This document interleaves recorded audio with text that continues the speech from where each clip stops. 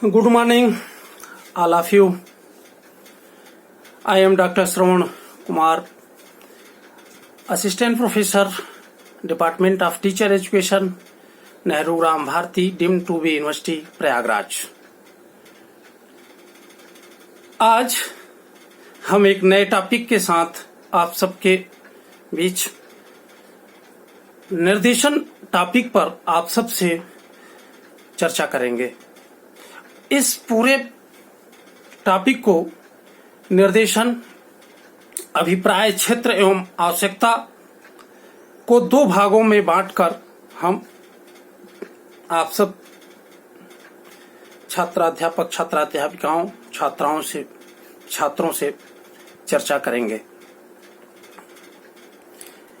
इनमें दो भागों में, पहले भाग में निर्देशन का अर्थ, परिभाषा और स्वरूप, निर्देशन का ऐतिहासिक पृष्ठभूमि, उसकी ऐतिहासिकता और निर्देशन से संबंधित प्रत्ययों में जो विभेद है, जैसे निर्देशन और मार्गदर्शन, निर्देशन एवं सुझाव, निर्देशन एवं परामर्श, इन पर चर्चा करेंगे।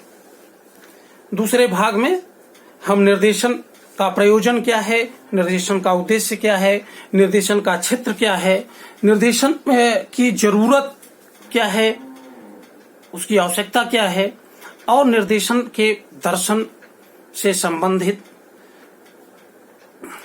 हम अवधारणाओं पर आप सब से चर्चा करेंगे। तो आइए प्रथम भाग में हम चर्चा करते हैं। जैसा कि हम सब जानते हैं, मनुष्य एक सामाजिक प्राणी है और मनुष्य चिंतनशील और विवेकशील होने के कारण अन्य प्राणियों से सर्वथा भिन्न है और अपने बुद्धि और विवेक के कारण ही वह व्यक्तिक एवं सामाजिक पक्षों के विकास के प्रति हमेशा से सजग रहा है और इन्हीं सजगता के कारण वह पर्यावरण से सामंजस्य स्थापित करने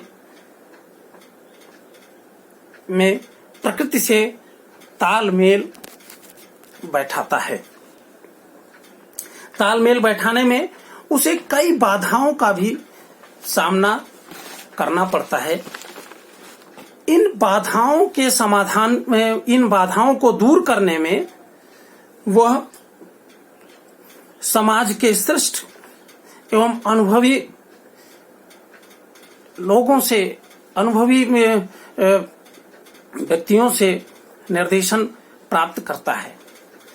यदि हम मनोवैज्ञानिक दृष्टि से देखें तो हम पाते हैं कि बालक जब बाल्यावस्था में होता है तो वह अपने सारी समस्याओं का समाधान वह वयस्क व्यक्तियों के सहयोग से करता है। वह जैसे जैसे बड़ा होता है और वह बाल्यावस्था को से आगे बढ़ता है तो उसके मन में कई तरह के प्रश्न, जिज्ञासाएं और समस्याओं का जन्म होता है और उन समस्याओं, उन जिज्ञासाओं को शांत करने में कभी कभी वह स्वयं में सक्षम होता है, परंतु कभी कभी वह इन समस्याओं के समाधान के लिए जो जटिल समस्याएं हैं या जो बड़ी समस्याएं हैं उन के समाधान के लिए औपचारिक या अनौपचारिक साधनों पर आश्रित होता है। और आज के वर्तमान परिवेश में औपचारिक निर्देशन की जरूरत पहले की अपेक्षा अधिक हो गई है। आज हम भौतिकवादी, उपभोक्तावादी समाज में जिस तरह से निवास कर रहे हैं और संयुक्त परिवार के विघटन के कारण मानव अधिक तनाव युक्त जीवन व्यतीत कर रहा है और उसका जीवन स्तर अनुभवी व्यक्ति की सहायता के बिना संभव नहीं हो पाता। इसी अनुभवी व्यक्ति द्वारा ही दी जाने वाली मदद को ही हम निर्देशन कहते हैं। और निर्देशन ऐसा नहीं है कि निर्देशन में वर्तमान समय में आया, निर्देशन अनादिकाल से चली आ रही प्रक्रिया है, बस वर्तमान समय में इसका स्वरूप थोड़ा सा बदल गया है। निर्देशन एक प्रक्रिया है जिसके अनुसार मनुष्य को मदद प्रदान की जाती है। वह इस प्रकार मदद प्रदान की जाती है जिससे कि वह स्वयं निर्णय ले सके, निष्कर्ष निकाल सके तथा अपने उद्देश्यों को प्राप्त कर सके। निर्देशन के द्वारा मनुष्य अपने व्यक्तित्व, अपनी क्षमता, अपनी योग्यता, अपनी मानसिक स्तर का ज्ञान प्राप्त करता है। निर्देशन भी समस्या का निदान स्वयं नहीं करती, वरन व्यक्ति को ही समस्या के निदान करने योग्य बनाती है। इस प्रकार निर्देशन का उद्देश्य मानव को उसकी शक्तियों का ज्ञान कराना और निर्देशन के द्वारा ही मनुष्य अपनी व्यक्तित्व, अपनी क्षमता, अपनी योग्यता और मानसिक स्तर को जान पाता है। मानव को उसकी शक्तियों का ज्ञान इस तरह से करा दिया जाए कि वह अपनी शक्तियों को पहचान सके। निर्देशन का केंद्र बिंदु मनुष्य होता है, उसकी समस्याएं नहीं होती। हमेशा जैसे जिस छात्र की समस्या के समाधान के लिए हम निर्देशन देते हैं तो हम उसकी समस्या पर विचार नहीं करते, पहले हम उसकी शक्ति और उसकी योग्यता का अध्ययन करते हैं। निर्देशन वह प्रक्रिया है जो व्यक्ति को उन उपायों का ज्ञान कराती है जिनके माध्यम से अपनी प्राकृतिक शक्तियों का बोध होता है और ऐसा होने पर जीवन व्यक्तिगत एवं सामाजिक स्तर पर अधिकतम हितकर हो सकता है। जोन्स के मतानुसार जब हम देखते हैं और जोन्स कहते हुए हैं कि निर्देशन से तात्पर्य इंगित करना, सूचित करना, पथ प्रदर्शन करना है। इसका अर्थ है सहायता देने से थोड़ा सा अधिक। निर्देशन व्यक्ति को व्यक्तिगत एवं सामाजिक दृष्टि से उपयोगी क्षमताओं के अधिकतम विकास के लिए प्रदत्त सहायता से संबंधित है। निरंतर यह चलने वाली प्रक्रिया है। वातावरण के संपर्क में आकर ही मानव के व्यक्तित्व का विकास संभव है। इस प्रकार हम देखते हैं कि सुनियोजित सहायता जो व्यक्ति की समस्याओं को सुलझाने तथा उसके जीवन को सुखमय बनाने में मददगार हो, उसे हम निर्देशन कह सकते हैं और निर्देशन कहते हैं। उपरोक्त परिभाषाओं के आधार पर हम यह देखते हैं कि निर्देशन शिक्षा के संपूर्ण कार्यों से के ज्यादा नजदीक है। जिस तरह शिक्षा का प्रमुख उद्देश्य व्यक्ति का अधिकतम विकास करना है, उसी प्रकार निर्देशन अपनी वितरण एवं समायोजन सेवा द्वारा इस विषय में सुविधा प्रदान करती है। वितरण सेवा छात्रों को उनकी विशिष्टताओं के अनुकूल शैक्षिक एवं व्यावसायिक अवसरों में से चयन करने में सहायता देती है। जब हम निर्देशन के ऐतिहासिक पृष्ठभूमि की बात करते हैं तो हम यह देखते हैं कि जीवन में निर्देशन का स्थान बहुत ही महत्वपूर्ण है। इस दृष्टि से निर्देशन उतना ही प्राचीन है जितना कि मानव जीवन। प्राचीन सभ्यताओं में निर्देशन किसी न किसी रूप में सदैव पाया जाता रहा है। प्राचीन शिक्षा व्यवस्था में निर्देशन का कार्य गुरुजनों द्वारा ही संपन्न किया जाता था। शिक्षा समाप्त होने पर गुरु दीक्षांत उपदेश दिया करता था, जिसमें वह शिष्य के उत्तरदायित्व एवं जीवन में सफलता के लिए आवश्यक बातों पर प्रकाश डालता था, जिसे हम निर्देशन के रूप में ही मान सकते हैं। ऐसा ही एक उपदेश तैत्तिरीय उपनिषद में मिलता है, जिसका मुख्य भाव यह है कि सत्य बोलो, धर्म का आचरण करो, स्वाध्याय से प्रमाद मत करो, या स्वाध्याय अपना जारी रखो, अपने व्यवसाय से संबंधित अध्ययन की उपेक्षा मत करो। अब तुमने शिक्षा प्राप्त कर लिया है, किंतु अपने मन में इस विचार को मत ले आओ कि अब तुम्हें शिक्षा की आवश्यकता या अध्ययन करने की आवश्यकता नहीं है। अपनी क्षमता में वृद्धि करते जाओ, यही शिक्षा है, यही उपदेश है। वेद उपनिषद ऐसा कहते हैं। यदि हम तैत्तिरीय उपनिषद के इस उपदेश का विश्लेषण करते हैं तो हमें आधुनिक निर्देशन के सभी महत्वपूर्ण सूत्र यहां मिल जाते हैं। व्यक्तिगत निर्देशन के हों, शैक्षिक निर्देशन के हों, व्यावसायिक निर्देशन के हों, या विद्यालय अध्ययन के बाद भी स्वाध्याय आदि सभी प्रकार के निर्देशन इस उपदेश में अपने मिलता है। अगर हम आज से लगभग 5000 वर्ष महाभारत के युद्ध में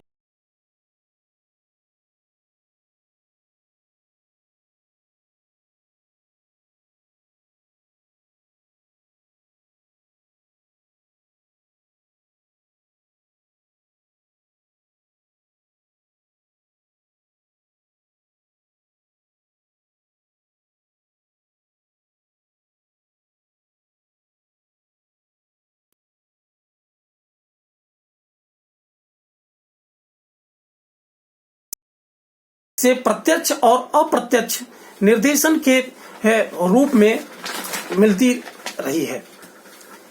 निर्देशन के विधिवत अध्ययन और प्रारूप का वर्तमान स्वरूप पश्चिमी देशों को जाता है। यूनानी दार्शनिक प्लेटो ने भी शिक्षा के संबंध में जो विचार व्यक्त किए हैं उसमें निर्देशन को महत्वपूर्ण स्थान दिया है।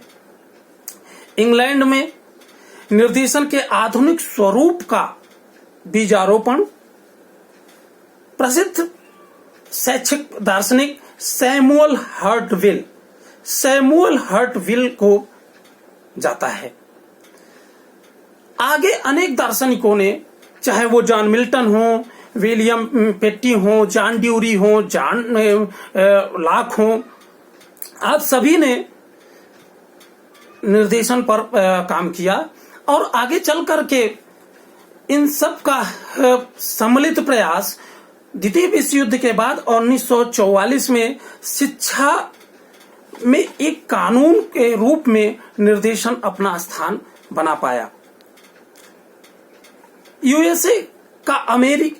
यूएसए अमेरिका के बोस्टन शहर को निर्देशन का जन्म स्थान माना जाता है। बोस्टन के फ्रैंक पार्सन्स नामक शैक्षिक दार्शनिक को व्यावसायिक निर्देशन का पिता या जन्मदाता कहा जाता है। फ्रैंक पार्सन्स ने सन 1905-1906 में ब्रेड विनर्स इंस्टीट्यूट की स्थापना की, जिसमें योजनाबद्ध ढंग से व्यावसायिक निर्देशन का कार्य प्रारंभ किया। 1908 में यह पहला अवसर था जब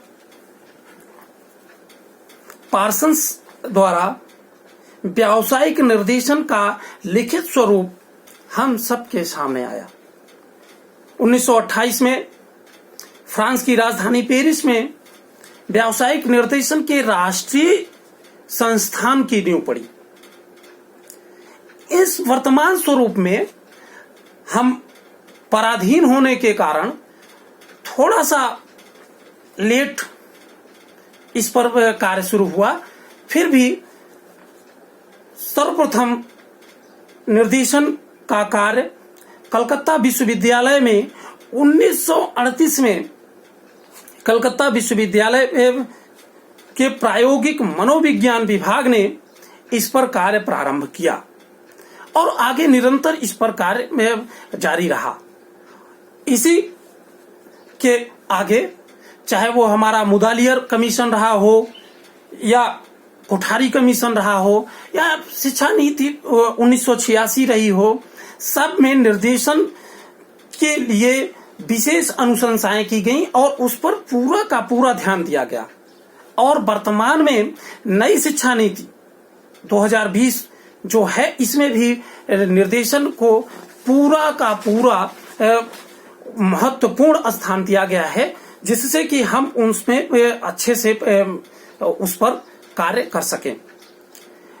अब तीसरा बिंदु, निर्देशन से संबंधित जो प्रत्यय हैं उनमें विभेद पर हम थोड़ा चर्चा कर लेते हैं। जैसे निर्देशन के क्षेत्र में कुछ ऐसे शब्द प्रयुक्त किए जाते हैं जो ऊपर से निर्देशन के समानार्थी प्रतीत होते हैं, परंतु उनमें भिन्नता स्पष्ट रूप से दिखती है। जैसे निर्देशन एवं परामर्श या सुझाव। निर्देशन एवं परामर्श में भी अंतर है। जैसा कि निर्देशन के बारे में हम सभी ने देखा, व्यक्ति में इस प्रकार की योग्यता का विकास करना कि वह अपने निर्णय स्वयं ले सके, अपनी समस्याओं का समाधान स्वयं कर सके। जबकि परामर्श एक सम्मिलित प्रयास है जिसमें परामर्शदाता एवं प्रार्थी दोनों मिल करके समाधान, किसी समस्या का समाधान ढूंढते हैं, किंतु मुख्य रूप से यह प्रार्थी केंद्रित ही रहता है। निर्देशन एक व्यापक प्रक्रिया है, परामर्श निर्देशन में समाविष्ट है। अगला जो प्रत्यय, निर्देशन और मार्गदर्शन। निर्देशन और मार्गदर्शन में भी भिन्नता है। निर्देशन का अर्थ बालक या व्यक्ति में इस प्रकार की योग्यता का विकास कर देना होता है जिससे कि वह अपनी समस्याओं, अनजान क्षेत्रों, आवश्यकताओं का स्वयं ही दर्शन कर उसका समाधान। जबकि जब हम मार्गदर्शन की बात करते हैं तो मार्गदर्शन में किसी अनन्य विशेषज्ञ द्वारा अज्ञात क्षेत्र के संबंध में बतलाया जाता है। जैसे पुरातत्व विभाग के मार्गदर्शक किसी पुरानी इमारत के संबंध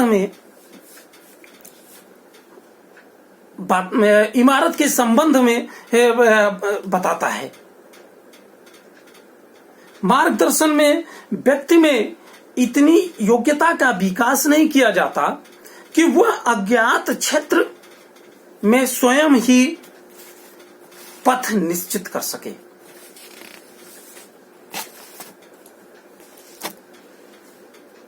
इस प्रकार इसमें हम सब ने देखा कि निर्देशन का अर्थ, स्वरूप, विकास, ऐतिहासिक पृष्ठभूमि, निर्देशन और उससे संबंधित विभिन्न प्रत्ययों में जो विभेद है उसके बारे में। अब हम अगले भाग में इससे आगे की चर्चा करेंगे, जो निर्देशन का क्षेत्र, निर्देशन की आवश्यकता और निर्देशन के उद्देश्य और निर्देशन के दर्शन के बारे में होगा। बहुत बहुत धन्यवाद।